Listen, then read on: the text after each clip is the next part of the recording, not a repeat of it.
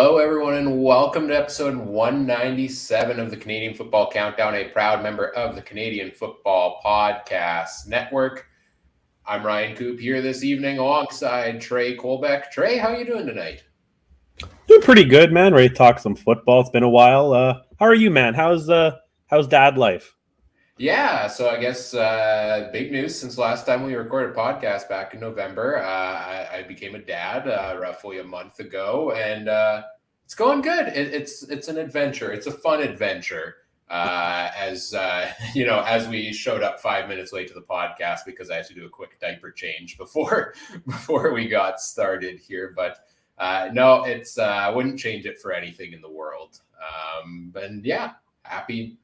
That's been basically what I've been up to since we last were here. How about you? What have you been up to lately, man? Man, just a lot of school, a lot of horse racing stuff. Just living the dream, man. Living the dream. Right on. And my kids. I guess I shouldn't forget my kids. But I hear those are important. We had a roundtable discussion planned for this evening on some CFL offseason topics. I guess I don't know if it's more of a square table now or what shape it is. Mike and Adam, unfortunately, could not make it here this evening. So it's just me and Trey. And of course, we are live on a variety of platforms thanks to our presenting sponsor, Game Time TV, which you can learn more about by visiting GameTimeTV.ca or on Facebook at facebook.com/GameTimeTVMB. We've got a live chat going over on the YouTube and Twitch and Facebook feeds. I see Chris there in the chat already. Good to see you. We're going to chat about a couple of different things. Obviously, a lot has happened over the last 2 months in CFL offseason. We're not going to cover it all today. But we're going to touch on a couple of the major items, and then I figure each week, every 2 weeks or so, we'll keep on touching on more of them until we get through everything that's happened in the CFL offseason. Before we go any further, I do want to acknowledge that the Canadian Football Countdown is brought to you from Treaty 1 territory, traditional territory of the Anishinaabe, Cree, Ojibwe, Dakota, and Dene peoples, and the homeland of the Métis Nation, as well as from Treaty 4 territory, traditional territory of the Cree, Zoto, Dakota, Lakota, Nakota, and Métis Nation. Well, let's get right into it. The major news that dropped just yesterday, the podcast gods blessed us by giving us this news before we started recording this, when normally it seems to be the opposite. Quarterback Bo Levi Mitchell, his rights traded to the Hamilton Tiger Cats earlier this offseason, signs a 3-year contract with the Ticats, skips going to free agency, and is going to be in Steeltown for the next 3 years, potentially. At least that's how long his contract is. What was your initial reaction when you saw this, Trey? Wasn't shocked that he went to Hamilton. I was shocked that he didn't test free agency, right? Like, that's what he kind of said he was going to do. Other than that, yeah, I'm just kind of happy he's out of division, I guess, because he's still Bo Levi, right? But then he's not in Saskatchewan. But that might have been fun watching him be in the dumpster fire that is Saskatchewan maybe next year, right? But I think it's a good signing. Seems to be for a lot of money. I think he's the second highest paid QB now behind Caleros, if the figures that were released are accurate. That's, again, a little surprising. I think that was about guaranteed the first 2 years or first year and a bit, and then the third year was maybe not fully guaranteed. So, he's getting a lot of money. So he better put at least 2 good years in Hamilton, you would think, right? Yeah, according to Farhan Lalji, $520,000 in the first year, $540,000 in the second, $560,000 in the third. But according to the new CBA, since he hasn't played for the Ticats, he can't get that guaranteed money in the third year. So, my initial reaction, this is a hefty contract for a guy that, take Bo and his legacy. I'm never going to deny his legacy and what he has been in the past. He's one of the best quarterbacks in the past decade. Probably one of the best quarterbacks in CFL history, and there's no denying that.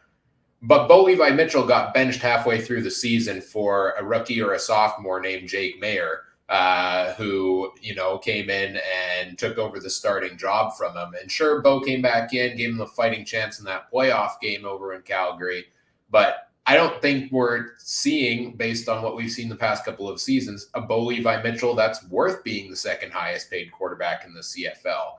But to be fair, I mean, if you go around and look at all the other quarterbacks out there, who do you think does deserve to be the second highest paid QB out there, right? Like, we're going to get to, Nathan Rourke probably would be the highest paid, but he's not coming to the CFL, back to the CFL this season. Caleros is the highest, I think, at $550 right now.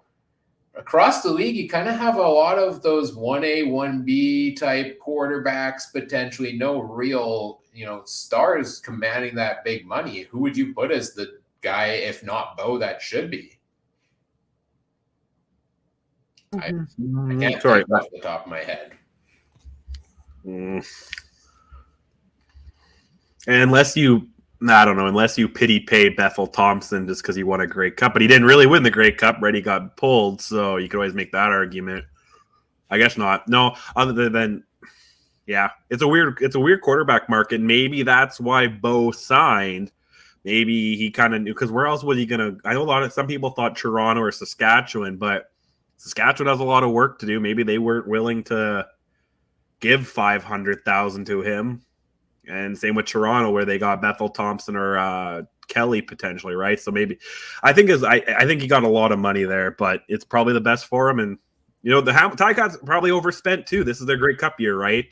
First, so, and they don't want to do what the Riders did. Yeah, I think I forget where the interview was, but I saw an interview with Bo Levi Mitchell that basically said one thing he was looking for was stability from the coaching staff. And that's a big reason he goes to the Ticats. Orlando Steinauer has been there, for a number of years now, continues to be there. Tommy Condell, yeah, you can question his play calling last year, but he's been an offensive coordinator in the CFL for a long time. Whereas you look at Saskatchewan, Craig Dickinson, sure, he's brought back for another year here, but you have to think, final year of his contract, if it doesn't go well, he's out as a head coach. And we saw the debacle that was them trying to find an offensive coordinator this year and ending up, going to their running backs coach, Kelly Jeffrey. Kelly.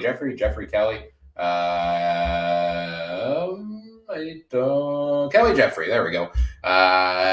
So, instability there in the coaching staff for Saskatchewan, probably a deterrent there. Also, Bo Levi Mitchell, not really the most mobile quarterback, to say the least. Do you want to play in front of that offensive line that gave up 70-something sacks last season, or behind them, I guess? I don't think you do. Free agency can change a whole lot of things in a whole lot of places, but surely for some of these reasons, Hamilton has to look like a more appealing option. And, a team that goes out and trades for your rights clearly wants you to be there. So maybe that was a good sign of good faith that made Bo want to sign early. Oh, yeah, for sure. But I do have to touch on that video that the Ticats released. Did dirty Dane Evans pretty bad there, all his touchdowns, but they put Mitchell over it. Like, oh, man, the guy's not even cleaned out his locker yet. He's still on the team, man. That just must not be a good look. But see, I didn't see what happened with this because the video was taken down before I got a chance to do it. Was it just Mitchell's name, edited on top of the jersey of Dane Evans? I didn't see that. All I heard was they had edited the sound. So it was play-by-play on TSN, but it went like Mitchell touchdown, and then it was to a Hamilton player.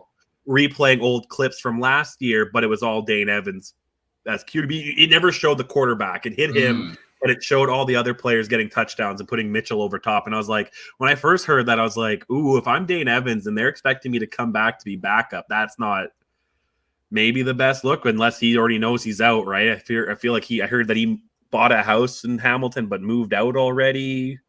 Prior to November kind of thing, so he might be out. But then again, Bo Levi bought a house in Regina, so that's just going to collect. That's going to collect dust from the looks of it. But not to mention, Dane Evans is still under contract by the Hamilton Tiger. Yeah, right. That's what I mean. Yeah, so sure they can trade him, and I know he's been rumored quite a bit to go to Saskatchewan now, and we can dive into that more either here today or another day of how the rest of the quarterback landscape plays out, but.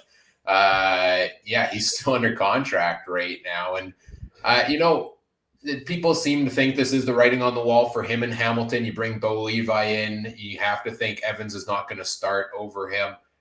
I said this to you guys the other day and in our little group chat, and I think the best thing for Dane Evans might actually be to come back to Hamilton in a backup role, 1A, 1B role behind Bo Levi Mitchell, learn from him a little bit more, so take the time to settle down his game, because his game last year was just turning the ball over an awful lot and not steady, no consistency there. Settle down your game, and then maybe a year or two from now, when you're a free agent, go get that big check somewhere going forward, right? That's kind of what I view as the best path forward for Dane Evans. But, there are teams like Saskatchewan that are going to need a starter this year. And do you want to take that route when you have that chance, especially if you do believe in yourself, and he should, because I do think he is a talented player, you're going to try to take that starting job. Exactly. And that's why I wonder, because he kind of got looked over, like there's a whole him and Mazzoli thing, when Mazzoli was there, and Mazzoli got out. So I wonder if he wants to do that again with the guy. You know what I mean? Like, it's one thing to do it early in your career, but he must be getting later 20s, right? So that 2 years from now, he might be 30, and if he doesn't play a lot, he might not get that big paycheck, right? If let's say Bo is Bo, and barring an injury, which you never really hope for. I don't know. Like, it's interesting. I see both sides of it, because if I'm him, I don't know. Like I said, would you rather get sacked 77 times in Saskatchewan, but at least be the starting guy, or would you rather hold the clipboard, right? And I don't know. We're going to get into this too, maybe with Nathan Rourke a little bit later on, right? Do you want to be the clipboard guy? And yeah, there's some teams with the 1-1A thing, but I don't know. The team that almost won 3 years in a row doesn't have a 1-1A, right? So it's kind of hard. But then the team that did win does have a 1-1A this year, right? So I don't know. It's a tough one. I haven't been thinking too much football, man. Yeah.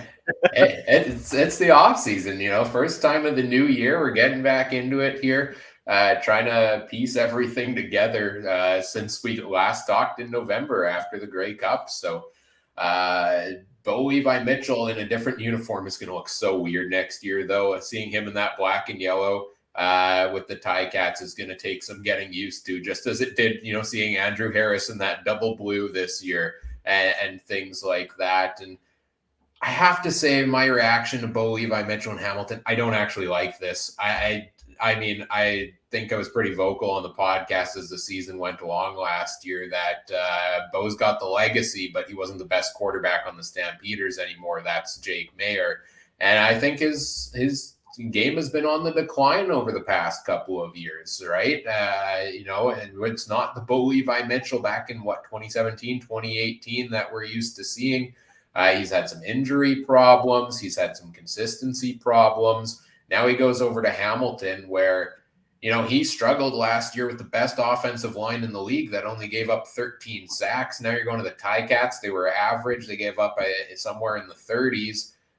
You've got Tommy Condell, who seemed like perhaps, I guess you could argue Jason Maas was there, but the least creative offensive coordinator in the league at times last year with the game plan. Like, I want to know what Hamilton's game plan is going to be with Bo. Are they expecting him to throw 40 times a game? Are they going to do something like what Calgary has done in the last couple of years, which is lean a little more on the run game to spell them off a little bit there? I want to see what the game plan looks like. I really want to see who the backup behind him looks like, because a 3-year deal for Bo Levi Mitchell, I was shocked that it was 3 years long. I think it's a bit too long for him. And I'll go on the record here on the podcast. I don't think Bo Levi Mitchell will be the starter in Hamilton by the 3rd year of his contract. No, and I wonder how much this is maybe this... not the fear, but like there's been some talk that the XFL and USFL has been hard on finding some players, and you just take a guy who, maybe is getting to the end of his career, but he knows the league, he knows the systems, he knows what's going on, or you're just going to find some, potential like quarterback's probably the hardest position to find, right? Like, yeah. And now you have 32 NFL teams with at least 2 or 3 quarterbacks, if not more, on the practice roster. 9 CFL teams with 2 or 3 guys, 8 XFL, 8 USFL, however many arena leagues there. There's limited spots, and you only have one guy on the field at the time at the quarterback position, right? So it's not exactly, if you're the starting quarterback in the CFL, you're probably top 50, top 60 quarterback in the world, I would say, not counting college.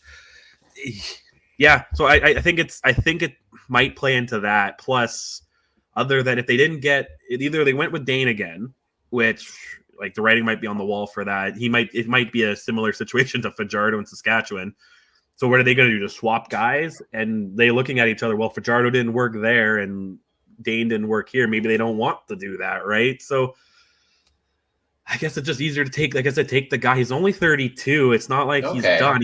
He's got, from his Wikipedia page, he's 32. He's 12 years younger than Tom Brady, right? And so does he want to try to be that guy of the CFL? Just keep playing until he's 40? He's on his way, right? So. Well, and that's kind of the comparison I drew after the Buccaneers, lost that playoff game to the Cowboys in the NFL this year, where Tom Brady really didn't look good in that game. And, people seemed surprised by that. But, looking at his totals this year, more games than not, it was kind of down. And, I think you can still respect who a player once was while realizing where they are at currently in their careers, right? And I could be saying all of this, and Bo could come out and he could win MLP with the Ticats this year, and kudos to him if he does that.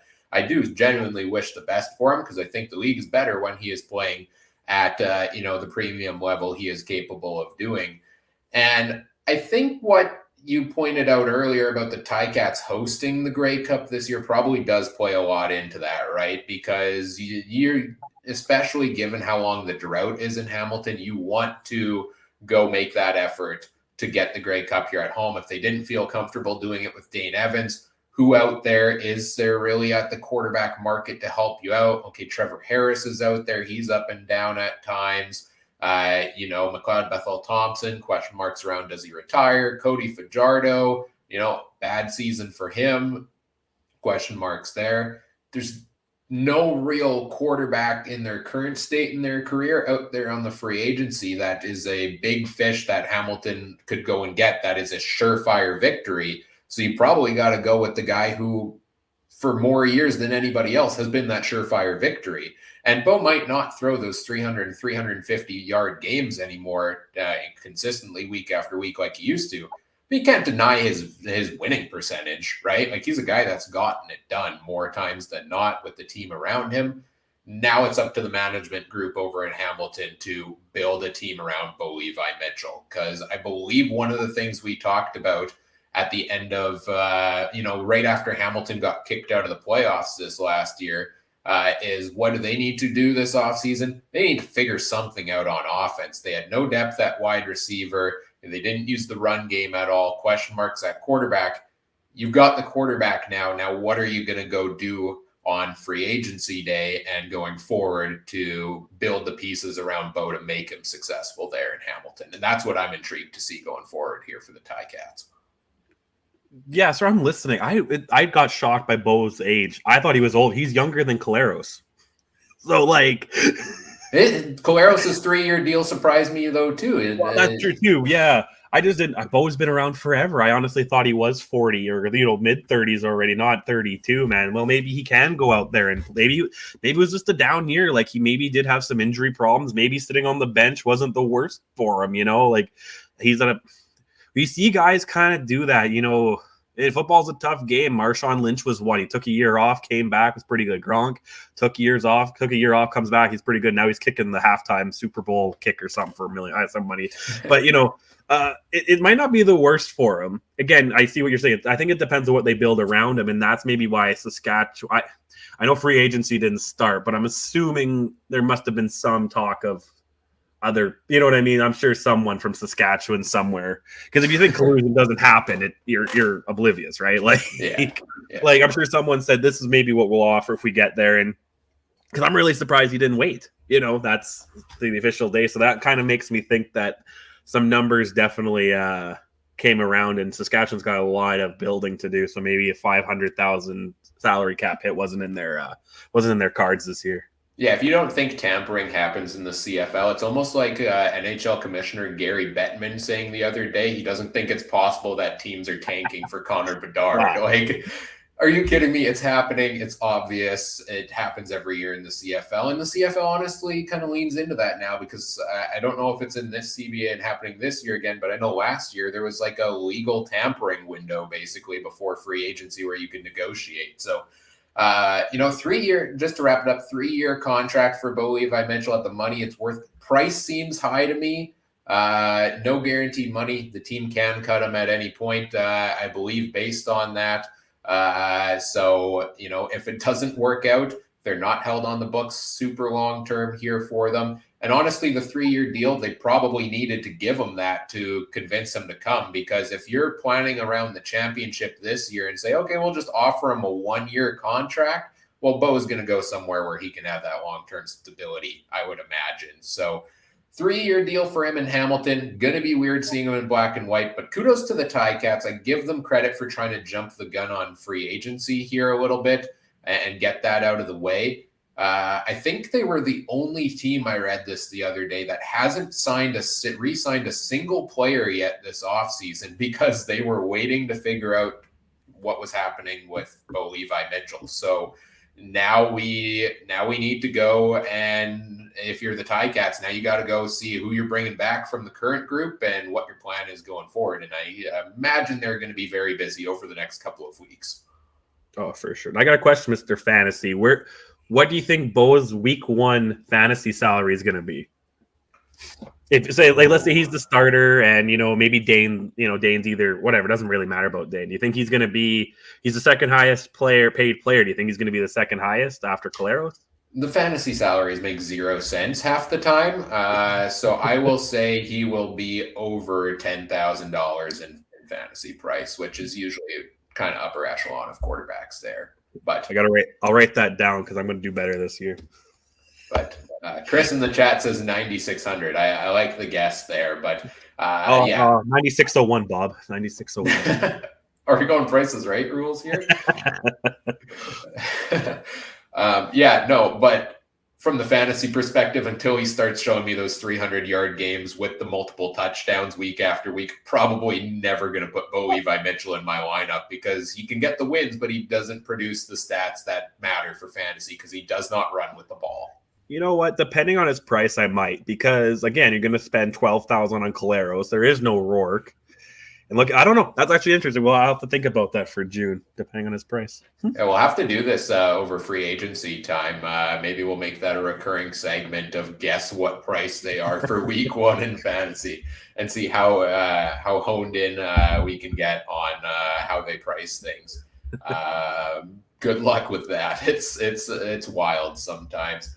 So Bo is over in Hamilton. Question marks remain in Saskatchewan. We'll get more into the full quarterback landscape, I think, over the next couple of weeks here on the podcast as well, leading up to free agency. But the other real big fish when it came to quarterbacks that everybody had their eyes on, probably the biggest story we were going to talk about today until Bo Levi Mitchell did sign with Hamilton, is the Nathan Rourke sweepstakes come to an end with the Jacksonville Jaguars signing him to a deal over the past month or so. He basically traveled around the entire United States, 12 teams giving him a workout, according to this article from 3 Down Nation I'm looking at.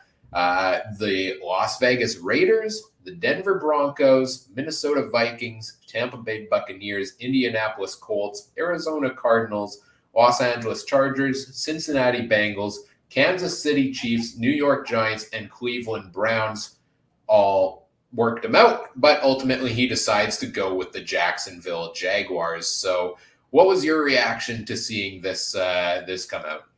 I loved it. And it was the day after their huge comeback win, the Jags. Like, I loved it because I like what we're going to go a little NFL here. I love what Doug Peterson's doing in Jacksonville. I think that team is actually like 1 or 2 pieces away from, if we look at the whole Jacksonville or the whole NFL structure, we got Burrow, Allen, especially in the AFC, Burrow, Allen, Mahomes, those top guys, Herbert and Lawrence. Now he gets to be behind one of them. Like, if he had to pick anywhere, I think it would be awesome for him to be behind a guy like Trevor Lawrence, Burrow, Mahomes, someone like that, the younger guys. Like I think he's the same age as Lawrence, or almost. Like I think they're literally the same age. So he's gonna have two 24-year-old quarterbacks doing their thing, and Lawrence is an absolute stud. And I feel like Rourke's mentality, I loved it. It was perfect. Like I honestly don't. Looking back at it now, I don't know if I would be happier with him anywhere else. Maybe Cincinnati because I love Cool Joe, but other than that, I don't know. Yeah, I think there was a lot of shock, or a bit of initial shock, that he signed with the Jaguars, especially after Trevor Lawrence's big comeback the day before. I know I made the joke, I'm sure a bunch of other people did as well, that maybe Rourke signed this deal at halftime of that game after Lawrence went 4 of 16 for 4 interceptions, and then maybe regretted it come the second half. But no, he does sign in Jacksonville, and yeah, there was, talk of maybe there was a better starting opportunity elsewhere, like the Las Vegas Raiders. They're moving on from Derek Carr, it seems, at quarterback. Seems like that was a spot maybe he can get in to be a starter. A couple of other places there as well that he had visited. But he ends up going to a spot with a backup role, and I don't mind that, right? Like, get your spot in the NFL, get that backup job, getting some practice reps. You're always one hit away from all of a sudden being the starter. I can't remember if Lawrence missed any time this season. I thought maybe part of a game, but he was fine the next week, if you want to look that up there, Trey. And yeah, you get into a good system there in the NFL, and maybe it leads to more contracts elsewhere and a better role for him going forward. And he's going to get that time in the preseason to play, certainly a little bit, at least get some looks there. And I wouldn't be surprised if everybody starts talking about him the same way they talked about Chris Streveler in his preseason action this year of, this guy's lighting it up. We're super impressed by this guy. Doesn't mean he's going to go out there and start on the field, certainly this season, anytime soon for the Jaguars. I'm not expecting that, but good opportunity for him to learn and grow. Good money down south in the NFL. Can't argue that. And it's what he believes is best for him. So I'm rooting for him. And that should be no surprise. I'm the chair of the Nathan Rourke for Hall of Fame campaign. And, well, we got to start the campaign for Nathan Rourke for the NFL Hall of Fame here today. I would like to officially announce my affiliation with the Jacksonville Jaguars as a fan going forward. I didn't have an NFL team. Now I do. And that is because, their playoff comeback win was incredible, and I love to see it. And then you add Nathan Rourke, who's my favorite player in the CFL. Can't go wrong there. So Rourke to the Jaguars here. Yeah, and that's your question. Lawrence was listed as questionable going into the last playoff game, but I can't find anything before that. But he had some injury with his toe, but honestly, he looked fine going into the playoffs with whatever was going on with him, right? So the only thing I'm going to disagree with you about is I don't think there would ever be a place in the NFL where he just got the first job. I know you said Raiders, but I know maybe you just said it the wrong way, but like I don't think there was any place, because I keep my ear a little bit to the ground on the NFL, obviously more, but like Raiders, it sounds like they're after Jimmy G, and the Jets have no quarterback, but they're after Rodgers, as Chris mentions. A lot of the teams that have no quarterback, there's a lot of rumors already circulating. They're going to get the next big guy. Apparently Brady might, where's Brady going to go? His time's done in Tampa, it sounds like, right? So it's going to be a huge carousel. And I think that might have been a mess for a young guy like him to get into, where it's better to go to a place that has that number one guy, and you again, you don't hope for it, but you wait for that one hit, right? And because I don't know. I don't know what's better for him. Maybe getting into a training camp where it's an all-out dogfight to get starting role first off, and there's a whole bunch of change, and maybe new coaches do this, new quarterback, new offensive coordinator, or go to a place where they have an established system, right? That Doug Peterson is known to be good with young quarterbacks. There's one young quarterback he messed up with in his whole career, which got him fired from Philly. He didn't want Jalen Hurts. And that's one mistake that he's made his whole career. I feel like he's always, he won the Super Bowl with Philly, and then he didn't want to move on to Hurts. After that, he's made great decisions.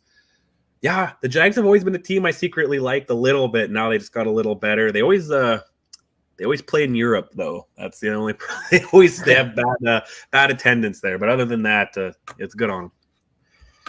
Yeah, and also Henry Burris is there with the Jacksonville Jaguars, right? Like, what better of a connection to the CFL? A guy who you have to think Burris is still checking it back in on this league every so often at the talent coming there, and can vouch for that, because you mentioned, the battle for a starter position potentially.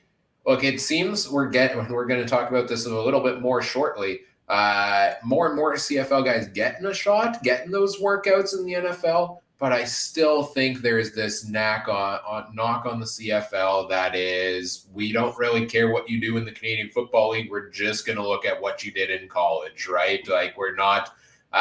It seems like players are graded a little harder for coming from the CFL, and that makes, does Rourke get in a battle for a starting spot somewhere else with no familiarity, and then somebody else gets it? What happens to him in that case? Are they going to keep him as a backup? Here, Jacksonville has nothing to lose for keeping him as a backup, third string, whatever it is, because they have Trevor Lawrence. You've got Henry Burris vouching for you, presumably a little bit there. I think it's not a bad system. A little disappointed, not going to lie, that we're not going to see him in a more prominent role out down in the NFL in the next little bit, but this could be something that sets him up for success here. The interesting other question with this is the effect it has on the CFL, the narrative of the CFL. Do you think Rourke, with 12 teams trying him out in the NFL, like, it was quite the tour, very impressive for a CFL quarterback, a Canadian quarterback, to get that many looks and to sign somewhere and have multiple teams give him solid offers? Do you think that is good for the reputation of the CFL, or does losing a talent like Rourke hurt it more? You know what? I think it'd be more impressive on the CFL if he went to a Canadian school. And I'm going to say that I think because he went to a NCAA in the States, like, what did he really only was he a back? Was he 2 years here, one backup and then the 1 year? That's right. Yeah, right. So what did the CFL really do for him, man? Like, you know what I mean? Like, he had 7-8 games and then got hurt. Really, and not to knock the Canadian talent, he might be one of the best Canadian players, all time already. You know what I mean? Like, there's not, because we don't really have many Canadian quarterbacks. What, Jesse Palmer was about it? Like, you know what I mean? Like, and he spent more time on The Bachelor, man. So it's like, I don't know. Like, I got into this because, Mike mentioned to me when I was doing hockey with him, he wasn't sure what to think about that detour comment, Yeah.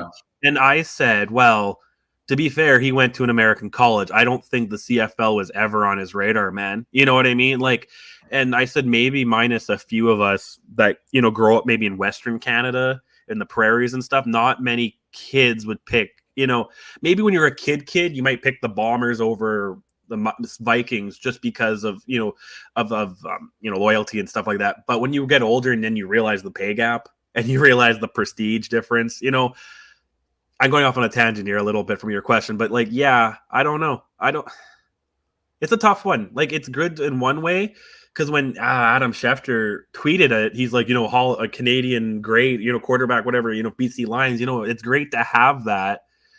But like I said, it's not like he spent 5, 6, 7 years here and then went down and did something. His whole plan was always go to the NFL.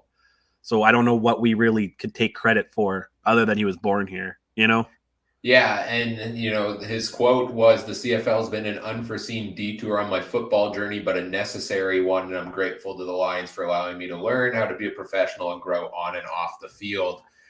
Yeah, like, growing up, if you're trying to play football to become the best of the best, like, CFL is great. CFL is fantastic talent, but the best of football, sorry to say it, folks, is the NFL, right? Like, for the most part. And there's always those arguments, okay, take the best CFL team against the worst NFL team. They could win on a CFL field. And yeah, I think there's interesting debate to be had on that. But if you truly want to be the best of the best and a world-class known talent, you're going to strive to go to the NFL to do it. So people took that in kind of a very negative way to say an unforeseen detour. And I don't think it was that at all, right? I think it was a guy who had his sights set on something. And this was certainly not the same, in my opinion, as what we've seen with guys who have maybe gone to the NFL, fallen out of good faith with the NFL and said, I'm going to go to the CFL and fight my way back there type of thing, right? I'm thinking like a Johnny Manziel situation. Yeah. It's not like that, I don't think at all. I think he had his sights set on that, wasn't working out. He figured he'd come to the CFL and keep playing ball, and now he got a shot, and why wouldn't you take the shot if you have it? Right, and I think it was Bo might have turned down a shot there, but different age. And different thing, and maybe at his age he never would be the starter, and there's different things for different guys. But I felt like the anger was that from that CFL crowd, like the diehard crowd that just hates anything that's 4 downs, and that's what you're gonna get. But yeah, like I just think I would give more credit to CFL in Canada. Like I said, if he went to CIS or whatever it's called now, U Sports, or if he was Andrew Harris, who played junior ball at, BC out there and then somehow gets an NFL shot, I'd be a lot more impressed or give more credit to him being Canadian. Like, you know what I mean? Like, it's so weird nowadays because you see in all sports, just because you're Canadian doesn't mean you actually spent a single second in Canada. Now, I know he has, but, Alphonso Davies is not born in Canada. He's lived here for a bit. And since he's 15, I don't think he's stepped foot in Canada unless he's playing soccer here, because he plays so much in Europe and stuff, right? So, do I give anything to Canada for his success? Not really, because he probably was a heck of a soccer player before he moved here, right? So I kind of look at Rourke as he's American-ish because he played the 4-down ball for however many years, right? Yeah, I look at it for, the biggest loss here, I think, for the CFL is like Nathan Rourke is a top tier quarterback talent. And rewind, half hour ago here on this episode when we were debating who is deserving of the second highest contract for a quarterback in the CFL, if it's not Bo Levi Mitchell. If he would have signed here, Rourke probably would have been the highest paid player in the CFL. Like if BC could offer him any sort of contract to convince him to stay here, I truly believe they would have done so because he seemed like, and I know it's early, it's one real good season for him, but seemed like the beginning of a generational CFL talent potentially. And, the leader of that next crop of new quarterbacks here. And there's so many question marks, of quarterbacks everywhere in the CFL right now, right? Like Jake Mayer, Taylor Cornelius. These are 2 guys half proven. They're now kind of, being paid starter money in Calgary and Edmonton. Who knows what Saskatchewan's going to do? Winnipeg, they've got Collaros. Ottawa's got Mazzoli, who's coming off of injuries. Who knows how he's going to do? Hamilton. We've talked about Bo Levi Mitchell, obviously. Toronto may go with Chad Kelly, who barely played in the CFL at all. Really had kind of that backup role this year. Montreal, currently no quarterback. I imagine probably going to be Trevor Harris coming back there. They're going to at least try to. There's a lot of, question marks, instability in the CFL of these big names. And I think that's something you said when we were wrapping up the season, right? There were no big name players that really stood out to you as marketable, huge players that stole the show this past season for the most part. And Rourke seems like the kind of guy that could do that. So I think it does hurt the league in that sense to lose a talent like that. But hey, you can't blame the guy. Yeah. Okay, well, a little bit of another tangent here, but okay, we see it, and I'm not trying to always compare it, but we see the NFL, they have those younger guys, like the ones I mentioned, and the AFC is nothing but them. So we don't have that right now. I remember that, you know what I mean? Like, yeah, we got Cornelius and Mayer, the younger guys, and Kelly, but they don't give me, like, you remember, like, I just remember Riley and Ray, and Bo, and those guys and Calvillo, like, we don't have any of that right now, especially at the quarterback position. And I wonder, like, is it a byproduct of, I think it's too soon to blame everything on the spring leagues, but is it a byproduct of like our pay structure? Is it a byproduct of, like that, for example, that stud Saskatchewan kid from the Vanier Cup, he turned down, starting money pretty much, right, to do to be a teacher or whatever he's doing. Like, But again, do you think that Adam and maybe most of the province of Saskatchewan would have, bought season tickets and jerseys before he even played it down? Probably. You know what I mean? That would have been a huge story, right? And it could have turned into something amazing, but there's other opportunities for him to do. And I just hope the CFL doesn't get too far behind on that. I'm a little worried about the XFL. I know everyone wants to say it's failed two or three times, and everyone's hating on the Rock for this or that, but I'm just a little concerned about it because I've heard a couple of CFL interviews saying it's been tough since, this thing has been brewing, and it's tough now, but what if they expand to 16 teams? You know what I mean? Like what if they expand? What if they get a good deal with the NFL and become a minor league system, Mm-hmm. Man, it's just, I want more talent. And, what is the biggest, I know we're going to get into this later, but what's the biggest free agency watch right now after Bo now?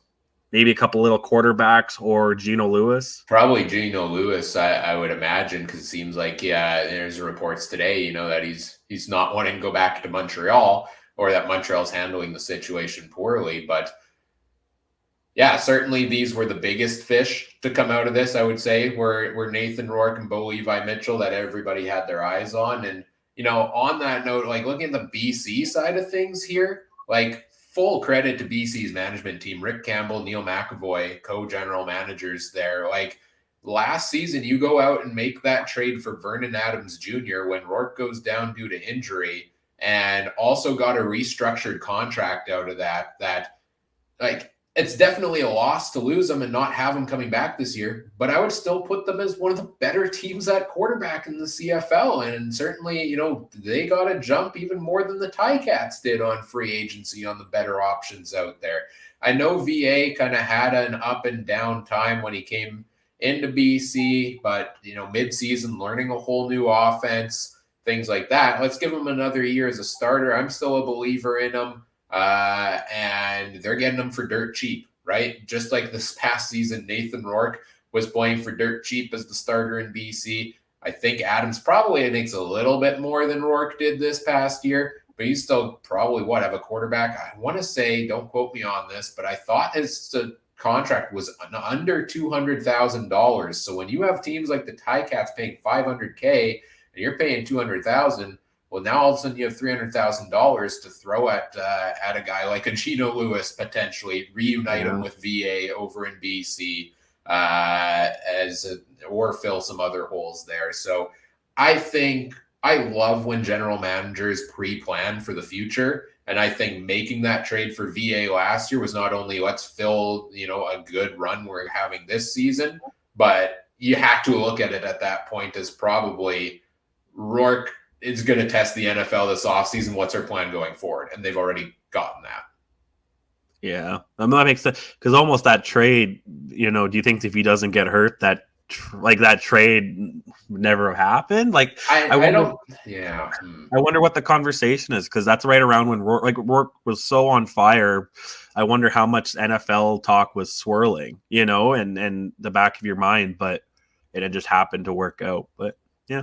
I think BC is probably still with VA top one, and if they're having home playoff game, I think this year, regardless with the bye or not. So, and yeah, I don't think that trade would happen necessarily, because I think that they may have looked at that as a distraction, so to say, to go and make that trade of like, okay, well, yeah, you're having the season of a lifetime, but we know you're leaving us, so let's bring somebody else in mid-season. Again, full credit if they did that to plan for the future, but I don't think they would have done it if Rourke wouldn't have gotten injured there. So kudos to the management team in BC, and lots of extra cap space for them to throw around this offseason, because they also get Brian Burnham off the books. That's another thing as well, right? A longtime receiver in BC. He hangs up the cleats. A little sad to see Brian Burnham go. He had such a good run there. It was always so fun to watch. But kudos to him, and congratulations to him on an excellent career there as well. Well, you have anything else on Nathan Rourke here before we move on? I'm good to move on, man. Well, let's stick on the NFL tryouts here because, yes, Rourke did have tryouts with 12 teams. He was the big name going down south to the NFL, but a number of other CFL guys, a long list of them actually, have gotten tryouts over the past couple of months here. And like I said earlier, it seems more and more often that we're getting these names going to the NFL, and whether they stick long term is more of a question. But they're at least getting some looks. Some guys you would expect to get, some guys you wouldn't necessarily. A couple of guys have signed contracts already. Offensive lineman Julian Good-Jones from the Stampeders signed with the Philadelphia Eagles. Defense back Jamal Peters from the Argos signed with Atlanta. Defense back Rodney Randall from Hamilton signed with New England. Interesting one here. Winnipeg defensive back Tyrell Ford had workouts with 6 different NFL teams and ended up signing with the Green Bay Packers. That was one that intrigued me because he really wasn't a starter in the CFL, right? He got some playing time in a backup role, but that's impressive to get 6 looks based on that and then end up signing a contract when very few guys have. So what do you make of Tyrell Ford getting a look here despite not really having a look in the CFL? That's unreal to me. And, I'll give him credit. He went to a Canadian college, right? And now he found his way, right? And out of him and his brother, right? Trey Ford's his brother. I thought he got some looks too, but he didn't get signed anywhere, right? So out of the two, I thought it would be the other guy, but I've heard good things about him, and a lot of people were surprised he never played much here. And I don't know, good for him. That's a shocker one. Yeah, a guy who was pretty much our backup DB is now playing for the Packers. So, okay, that's interesting. But it always seems like that. We've seen weird ones in the past. The one I always remember is Bombers backup quarterback Dan Lefevre getting signing a contract with the Tampa Bay Buccaneers. Right? And you look at some of these guys sometimes how does that translate? It translates because I think they look very little in the NFL, unfortunately, at the CFL career, and it's all about what you did in college, right? And I think we see that's why Tyrell Ford is had so many looks and signs in Green Bay. Do you think they look at Canadian college? They really? I don't know. That's interesting.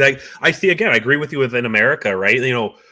Unfortunately, I think Willie Jefferson would have been a great defensive lineman, but he had some issues in college, right? That prevented him out here, no matter what good he did up here, right? And so I just that's interesting, though, that you think they look at Canadian college still. Yeah, I guess I didn't think about the Canadian college side of things as much as the American colleges. Mm-hmm. I think that's mainly what they're looking at there, right? Because Baker got looks too, right? And he's from Canada, right? So do they look at Chase Claypool and see, maybe they got some good receivers up in Canada, right? I don't know. Yeah, but then the most interesting one is I think a lot of people wrote it off halfway through the season, maybe. I think we all wrote it off and say, okay, Dalton Schoen's off to the NFL after this year, after his fantastic rookie season. And maybe, expecting him to get as many looks as Nathan Rourke got. Well, Dalton Schoen got tryouts with Minnesota, Arizona, Cincinnati. Kudos to him for getting 3 workouts. Hasn't signed a contract in the NFL yet. And there's a chance he could be coming back to the Bombers. I think he's still under contract with Winnipeg. So, Dalton Schoen, all of a sudden the league's leading receiver, could be coming back to the CFL for another season when we thought he was going to be good as gone. And if you go back to, I want to say it was August when we had our good friend Brandon Sanders here on the podcast to talk about, college football in the States and college fantasy football. And, one of the guys we talked about was Dalton Schoen, who really didn't produce these big fantasy numbers over in college in the States because he was playing in a scheme that didn't really use him too well.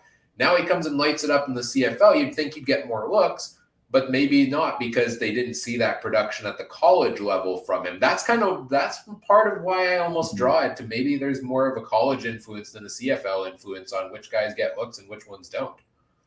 Oh, you're 100%, but it's got to add Tyson Philpott and Curly Gittens Jr. got workouts too. Again, Canadian receivers going to Canadian colleges.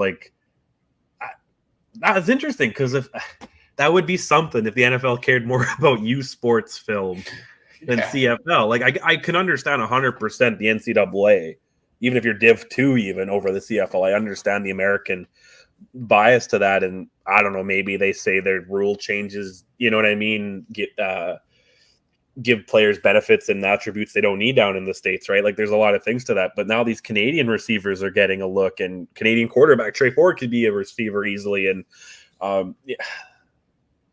it shows that the Canadian game is strong, and especially with Nathan Rourke and his kid brother who could be in the CFL in a few years, or maybe just go to the NFL. I bet that would be something. If he gets drafted, that would be an awkward Christmas in the Rourke house, right? But yeah, it's just good to see these Canadian guys. You know what I mean? I didn't realize how many Canadian guys were actually on this list until I'm just kind of looking at it now.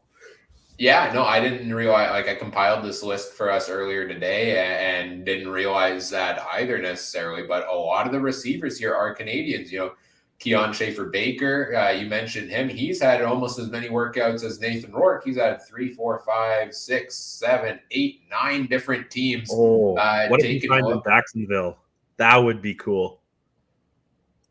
Because he got to work out there. If he signed in Jacksonville, Schaefer-Baker. Together with Nathan Rourke. And and then Henry Burris is there too, man. Again, Jacksonville seems to be having a few of these guys, and who's the common denominator there? That's actually interesting. Yeah, that's something that I found interesting here too, is that it seems the same teams worked out. Like there's 32 teams in the NFL. There aren't 32 teams that have worked out CFL talent here based on the list I'm looking at on my other screen. But Denver worked out a ton of different guys. New England worked out a ton of different guys. Jacksonville, quite a few. I think Pittsburgh had a couple. Green Bay a couple. And then every team, or not every team, a lot of them looking at some of those big fish there. But yeah, I didn't expect Keon Schaefer-Baker, as good of a season as he had, to get this many looks. It seemed like, go back to a couple of years ago, we're maybe getting 2 to 3 top-end talent in the CFL, getting a look in the NFL. And now we're getting guys like this and, Keon Schaefer-Baker, Keon Julian Grant, underrated receiver with the Alouettes, another Canadian guy there getting a look down in Denver, just like Tyson Philpott is. So, Javon Catoy, another Canadian receiver over in BC. You mentioned Curly Gittins Jr. Yeah, basically almost all the top Canadian receivers this past season getting NFL looks here. We'll see if any of them end up sticking around there as well. Other guys we haven't mentioned yet. Jalen Acklin had a workout with Denver. He was one of the top receivers this season. Blake Henry also.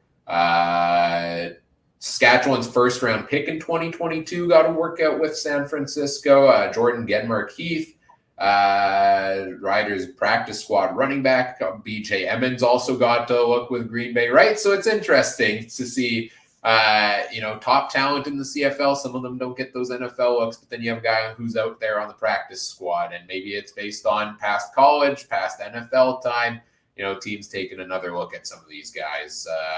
Just to round out the list here, Matthew Betts, defensive lineman in BC, got a look. Punter Cody Grace from Calgary got a tryout with the New England Patriots, and Edmonton defensive lineman Jamin Pelly declaring for the 2023 NFL draft. So maybe the CFL talent is getting more notice down south now. Yeah, maybe. I'm really praying for that punter, Cody Grace. It's going to be tough after what Mayer did for the Cowboys the other day to take a Canadian or a CFL kicker, right? But no, that's great. And I like that draft thing was interesting. I was like, how can you apply for or declare the draft? But that's an interesting little tidbit on that one. If I cared enough, I'm going to Google these teams and see how many CFLers or something are on coaching staffs. I wonder how many of these teams, how many Henry Burrises are sneaking in these rosters, right? And because you're right, it's some of the same teams. Minnesota's up there. Of course, Minnesota needs to take CFLers from taking Bud Grant, and all that stuff. So, I love it. I love when the two leagues get along. I hate this thing. You have to pick one. It's nice to see. Yeah, Chris makes a good point. Those guys, we have some, we Canadian for a long time players were punters, linemen, and other than, like I said, Jesse Palmer and who else, Cameron Wake was a big CFL guy. Yeah, I meant Canadian, but still, right. But still CFL. Yeah, Cam Wake's probably the biggest I would say like he was the monster. Alex Singleton right Wow, now. Didn't he Singleton now, set I wish tackle records this season? Like it's always those. I'm not gonna say like less skilled, like a middle linebacker, D line, O line, but I love seeing these running backs and receivers and quarterbacks.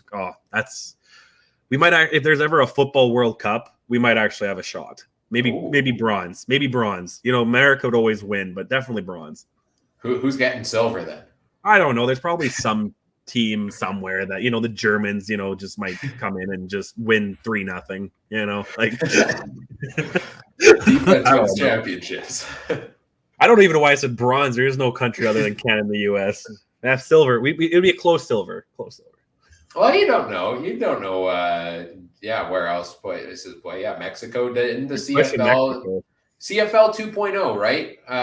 It's the leagues all around the partnerships with leagues all around the world. That's where these global players are coming from. And we're seeing more global players like Cody Grace make an impact. So I think there could be some other countries there in the mix when it comes to that. But yeah, good to see CFL guys getting shots in the NFL. Always sad when we do lose that talent, but exciting, more guys to root for in the NFL there. And good chance, still, so if they don't stick there, they could be back. The Calgary Stampeders just signed defensive lineman, I want to say it's Jake Vaughters, who was with them in 2018, 2019, went to the NFL and is now coming back. So we see that all the time too. And come back in September after cuts, right? So how many of these guys might get PR'd and then September comes around and they're coming back after Labor Day, So, yeah, it's really important to watch that stuff because, yeah, some of these guys I didn't even know had workouts, and it's great to see that. Absolutely. Well, anything else you want to discuss here today, Trey, before we get into wrapping things up? No, we had some coaching changes, but the one that I can't for the life of me remember Jason Moss got signed in Montreal. Did we talk about that? No, because that hasn't happened since we haven't recorded a podcast since any of that happened. Yeah, but I mean, in our group chat, did we talk about that? I don't remember. It's been so long. I don't remember. That's news to me. Jason Moss, congrats for becoming a head coach after how bad of an OC you've been. So. I think there has been some discussion around that of most the quick notes here. Jason Moss, don't think that's going to solve the discipline problems over in Montreal. But yeah, a lot of coaching changes. We had originally teed up, in the promo that we were going to talk about those today at 2, but I think there's too many for us to cover in a quick, short period of time. So I think we'll come back for another roundtable here in the next week or two, maybe, and focus on some of the coaching changes, a little bit of free agency, look ahead, other big news as that comes along as well. As we, keep rolling on throughout the offseason here in the CFL. And we're only a couple weeks away now from the kickoff of CFL free agency. And we have a lot of fun planned here on the podcast for that here as well. I will just pull this up here on the screen. Teased it on Twitter this week, but we're bringing back CFL's free agent frenzy here on the Canadian Football Countdown. February 14th, that says 2022 on the graphic. It should say 2023. 9 a.m. to 5 p.m. Central Time, 8 hours of live coverage and analysis of everything throughout the day as it goes on here on the podcast.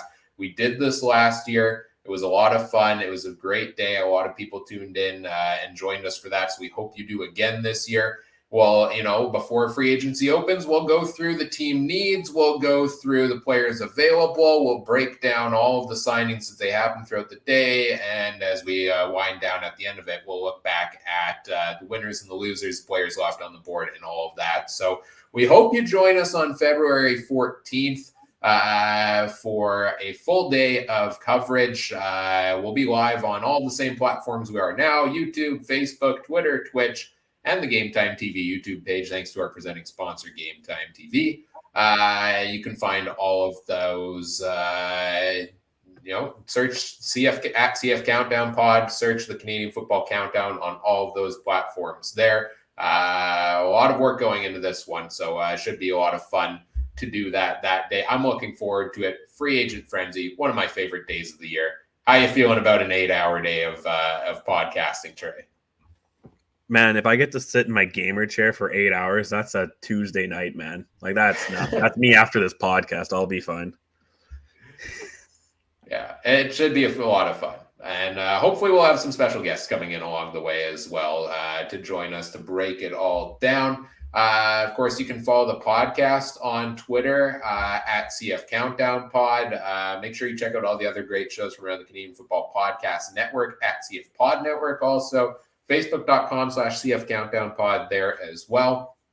Where can people find you on Twitter, Trey, or anywhere else? Anything else you want to plug right now? On Twitter, you can find me at TreyMBHarness. If you're new to the show and haven't heard me say 1,000 times, I'm a horse racing guy. So if you want to learn anything about it or see what I'm doing there, I work for a website called Harness Link, so I have to write stuff all the time. It's a tough time to write right now. If you don't know, there's 20 feet of snow in Winnipeg, man. We can't really race on that, but they find ways elsewhere. So wait, I'm award-winning now, right? Yeah, I'm award-winning. Yeah, I won an award. What was it called? The Ron Waples for going above and beyond the duty to better the harness racing industry in Manitoba. So now I'm a award-winning individual. So I got to make sure if you want. So, and that's why I have the little check mark beside my name now on Twitter, right? So thank you. If Mike's listening, award-winning announcer. He never wants to let me do play-by-play anymore, so it's okay. Yeah, bring that in the next contract negotiations there. You can find Mike on Twitter at Mike Garrell. You can find Adam on Twitter at AdamStewart1 there as well. If you want to find me on Twitter, you can find me at CooperTrooper42. I really don't tweet much, so I don't know if it's worth your time to follow me, but I appreciate if you do. Too busy changing diapers and things like that. Yeah. Can I add one more thing? Just one more thing real quick. It's Bell Let's Talk Day, right? So we always have to give a shout out for that. No matter what, I know everyone wants to hate on Bell, and that's good on them for that too. But it's still a great time to do that stuff. If anyone, again, check my Twitter out. I posted a personal story about how harness racing actually helped me get through a dark time, and so yeah, just make sure it's okay to not be okay, everybody, and just always reach out. Yes, thanks for sharing that and bringing that up. I had meant to bring that up as well. I read your article. It was a great article. I recommend everybody go check it out. And kudos to you, Trey, for sharing your story there with everybody as well. And such a powerful message. Help us all reflect on our own mental health journeys. And like you said, you may not agree with the company leading the charge on it, but make the day more about the actual conversation itself, not not Bell. It's about the conversation. It's about mental health. It's about continuing to reflect on your own journeys, support one another along the way. And that's, if we all, put a little bit of effort into that, we can all make the world and ourselves a better place. So, yeah. Like Trey said, it's okay not to be okay. Mental health, everybody deals with it. I do. Everybody does. Let's all support one another through everything here. And hopefully, support each other through the hard times and enjoy one another in the fun times as well along the way. And I had a fun time here tonight. It was good to get the podcast back on track here. After taking a couple of months off. So thanks for joining me here this evening, Trey. Thanks for joining me here, everybody in the chat this evening as well. Good to be back, and stay tuned for the podcast social media. See when our next show is as we kind of bouncing around in the off season here a little bit, and then join us on Free Agency Day. On behalf of Trey and Adam and Mike, who couldn't be here this evening, I'm Ryan saying thanks for listening. Take care. Have a good one. Bye.